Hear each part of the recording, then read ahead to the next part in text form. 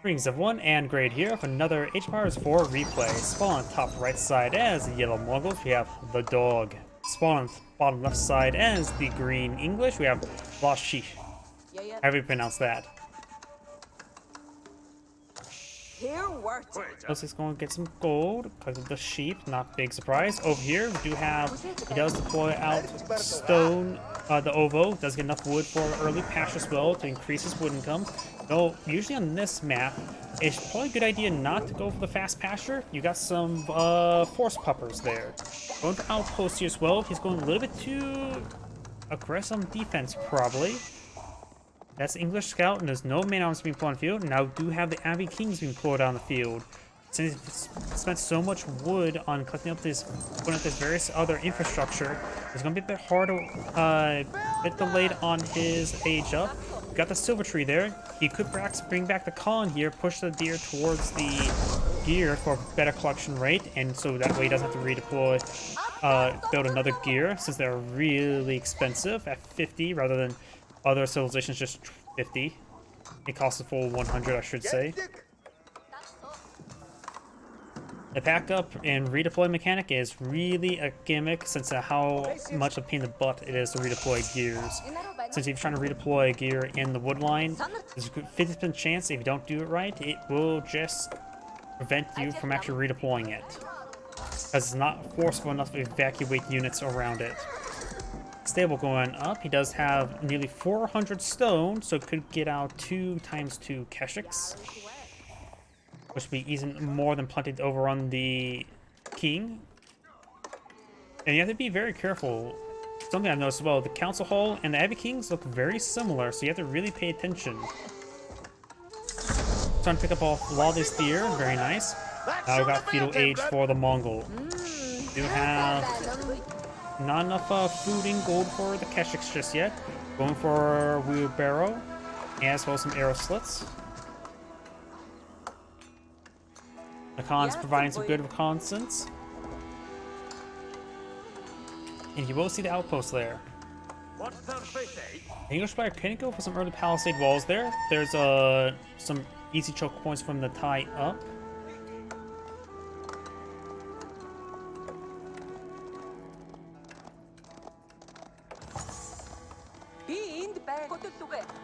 On patrolling around, do have a barracks here. I think he did spot the stables, so he knows he's probably going to be fighting against some keshiks. We do got a times 2 keshik on the build queue. He has enough stone for another times 2 keshik. And the deer are pretty tightly congested there.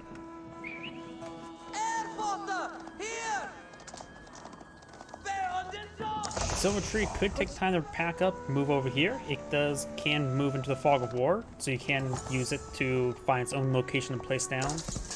And then you can start eyeing for some early traders. The Silver Tree, of course, allows you to pull out traders for a little less than 100 total resources, as well as a pretty fast rate as well.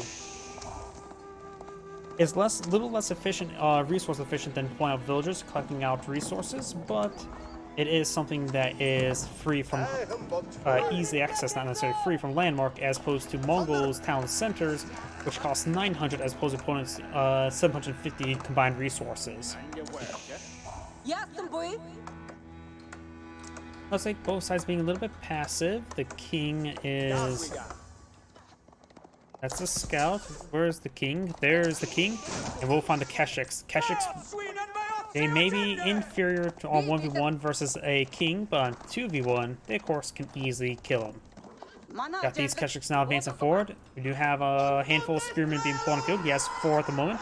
The Khan does spot these spearmen here.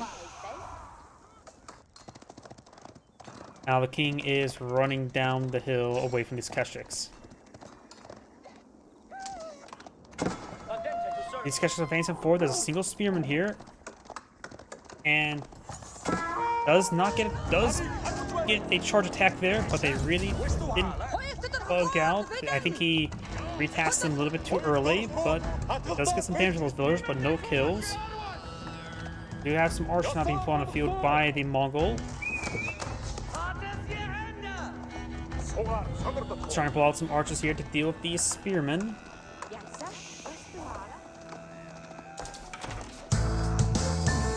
Thank you for, that's why YouTube subscription. Welcome to the channel. Keshiks charging on 4, does get a good damage charge there onto the king. There's 5 Keshiks here, there's 6 spearmen here. He may be able to deal with the king. He could potentially deal with these spearmen, but it won't be a pretty engagement. The king does fall back, severely wounded, but the Abbey Kings can of course heal him up quite nicely. A little bit of damage on one of these spearmen as well.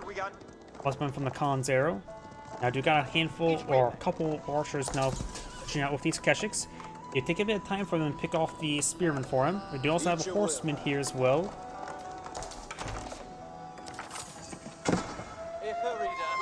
And now he has to report a silver tree there with getting some traders out on the field. It'll take a bit of time for these traders to start providing some income. And once it gets up to 15 traders, it will provide him an excellent resource income for all resources. Keshiks are sort of trapped in the corner there. Does lose from the Keshiks there. Does get a swipe there, but losing too much health there on these Keshiks. Archers being pursued, does lose one archers there.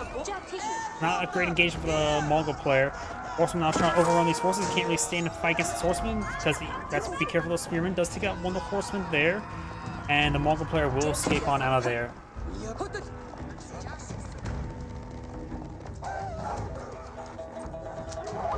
Let's take a little longbowman there. Not longbowman. Dog. Why was I thinking longbowman? Ugh, my mind's scattered. We do now have the English player now in Castle Age. Went for a fast King's Palace. Archers now engaging. Does get a good volley there on one of those spearmen. Mongol player is still pretty far from going next age. He just invested quite a bit into gold. He's going for a large number of Keshiks. If he's going to be this aggressive, he does cancel one with them and get out a ×2 Keshik. Very nice.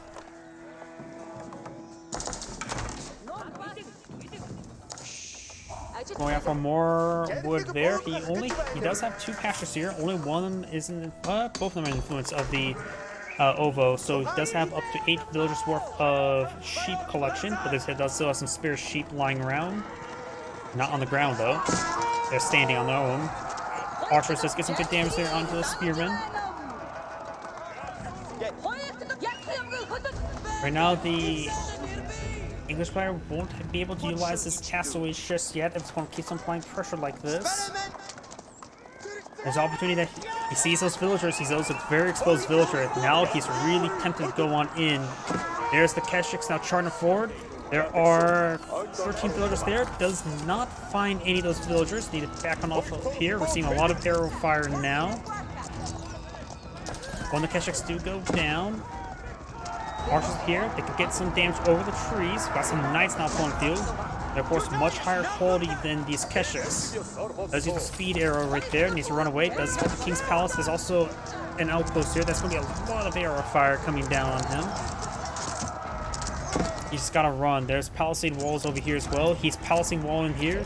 He's now completely trapped in here. He's gonna lose all these Keshiks. That is gonna be a big loss. Palisade walls have gone up. The villagers just need to sort of avoid and be in the path of these Keshiks. I go for a palisade gate here. Probably to hold off until this army's down. The Khan has down. Going for the Kurultai now. Right now, Yellow does have a superior number of workers thanks to all these traders. He currently has 10 traders in the field, so he does have access to the Tier 2 Silk Road, providing 20% extra resources, a little bit of food and wood.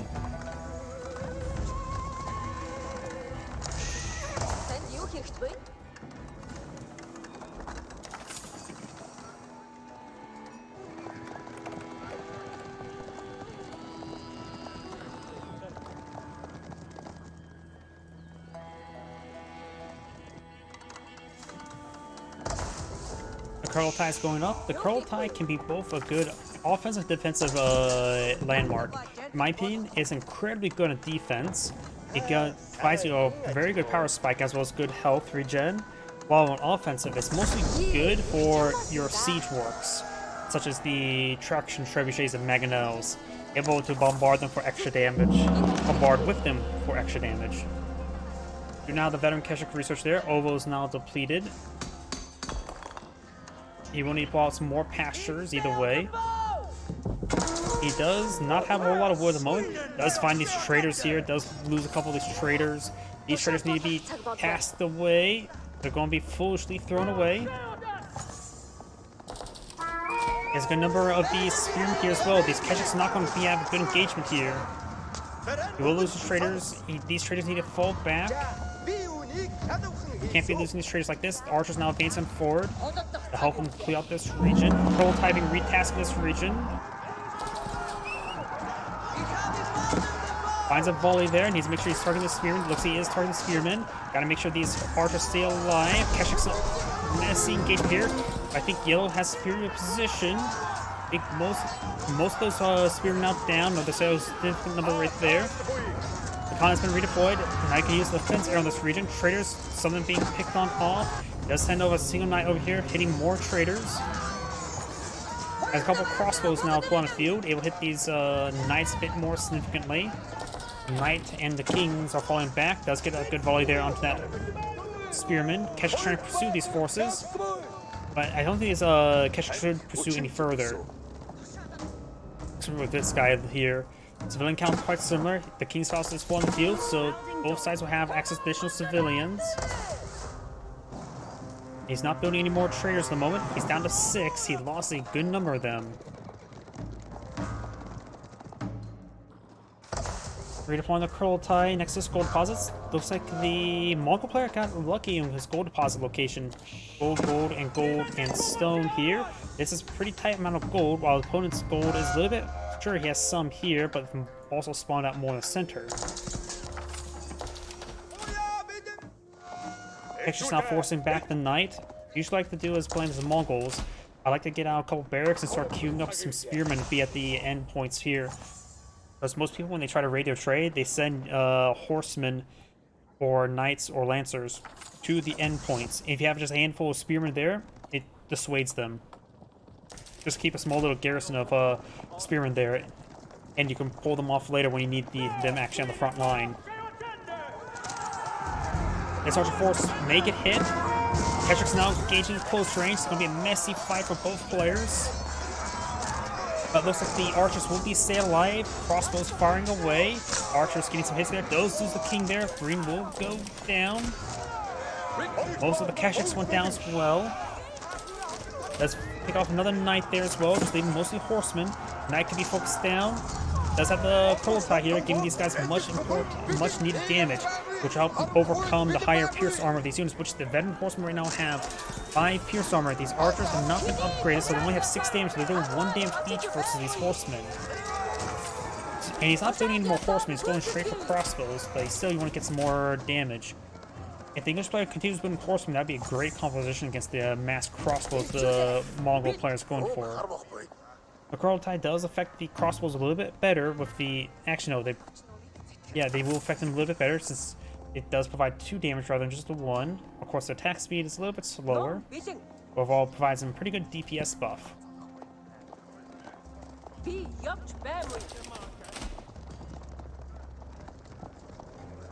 Also got some good health regen there. Right now, Yellow has a larger military force in the field. Both players at 67, 68 civilians. Here are more traders here. He currently, soon he'll have 15. Very good. And that will give him a great bump in his trade economy.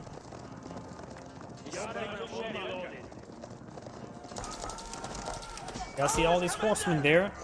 You may want to get out some spearmen. And the spearmen do take out those Keshiks as well. Does get a good number of crossbows as well. But right now, it seems like the Mongol player should eye for more horsemen and spearmen at the moment.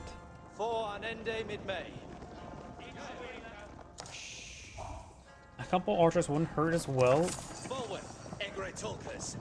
Magandai, overall, in my opinion, are not very good. Only in Pillar Age, when you get their range increases, will actually become viable.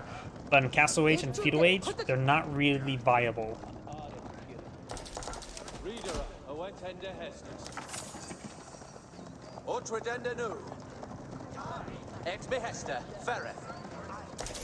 Got this force now rotating around. Good number of horsemen and crossbowmen with a couple spearmen.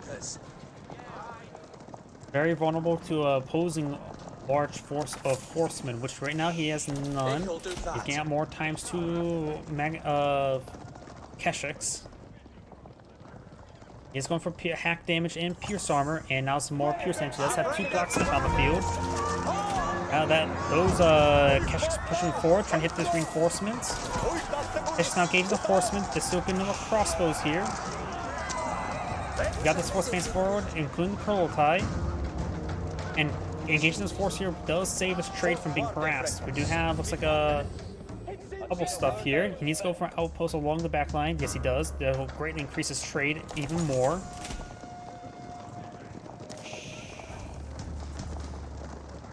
Prolettai being redeployed right there. He's trying to hit the trade once again. He knows what he's trying to do. Outpost being built. We'll provide some good spotting, but it'll take a bit of time for it being built. We got these gold miners trying to go on up. Prolettai being redeployed. Gear pushing way forward as well. Does 9 turret replacement of gear, which is actually important because it could easily be cancelled right there without his knowing. Horseman charging forward, trying to run on forward. Prolettai is now up and going, getting some great damage increase there, allowing them to pick off horsemen quite easily.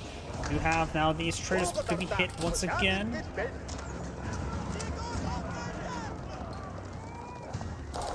He's back in the corner there. Zaldago does get focused down. He does have a scout in the region, but is getting warded away. Over here, we got a bit of a green force here, intercepting all of these reinforcements. Yellow's losing a lot of forces there.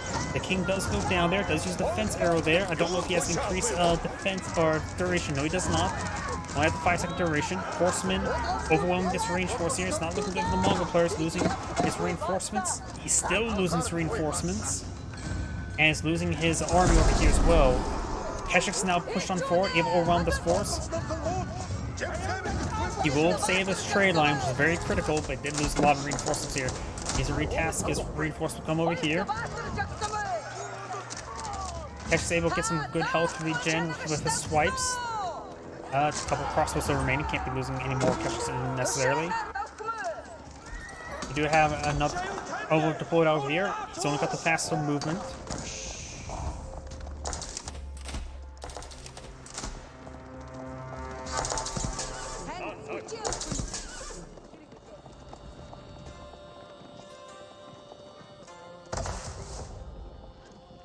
Looks like if I saw that correctly, he's probably getting 77 gold, 7 wood, and 7 food per trade.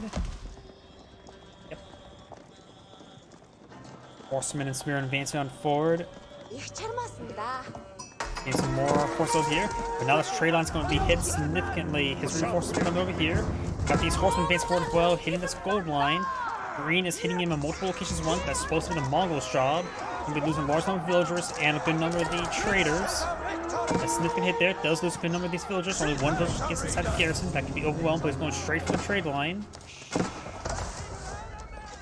Trader does go down there. Keshik's charging forward, but they're getting picked off by these crossbows. More Keshik's charging forward. Got these forces advanced forward. He's not retasked these forces here. Gonna go from arrow slits. Is not really valuable to go for arrow slits on those. Even spring golds, since you can't get fortified outposts, they don't last all too long.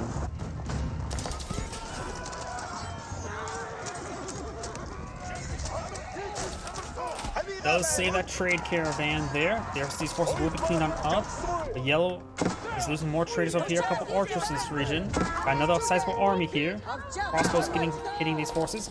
Yellow's now down a significant number of workers compared to his opponent. And it's almost a big problem with that silver trade. It's a double-edged sword. It can provide you a good amount of resources. It's really population efficient going for traders over the villagers. But yet, it is so easy to punish.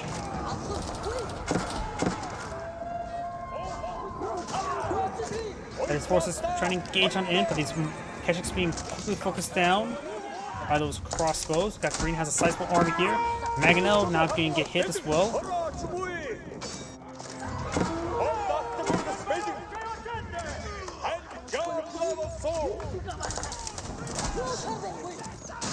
Townsend could get some arrows firing off, but these are nice. They have 6 pierce armor, so the damage output they will send out is minimal. Does go and torch down this outpost there, but does go ahead and lose his Keshiks. In comparison, the big economic bonuses between these two factions. The English, of course, have access to incredibly powerful farms. Pastures cost a lot of wood. They are slightly more efficient, but don't improve gathering rates. So overall, the English farms are much more better than pastures by far. And as you get more economic techs, you're going to more pastures than you usually need for farms.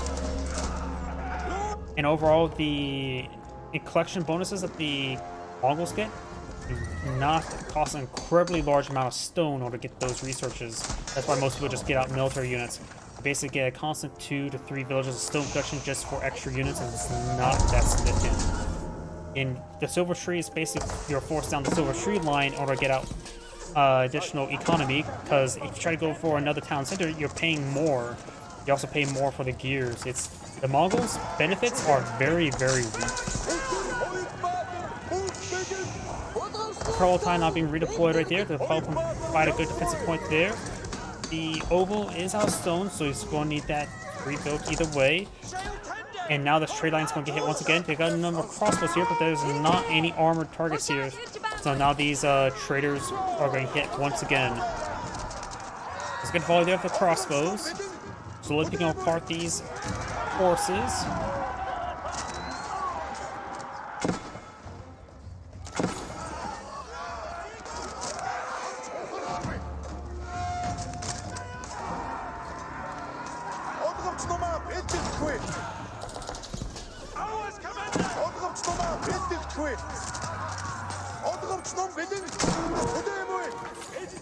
Over here, we've got these horse advance forward. Does have a Maginot here with the Pearl Tie. This could do some great damage there.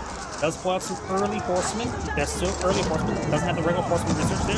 It's a good volley there with the Maginot, improved by the Pearl Tie, improves its own damage by 20%. But overall, the Mongol army is receiving quite a bit of damage there. Rolls a miss with the Maginot. Spearman could advance forward. Another Maginot and the Khan advancing forward. And Yellow's army just gets annihilated there. He has 15 military units at the moment. His opponent has 61.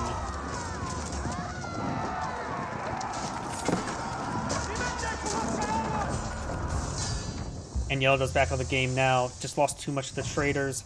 For the Mongols, it's always uphill battle the entire game. This is Anagrade saying, thank you for watching, and on to the next replay.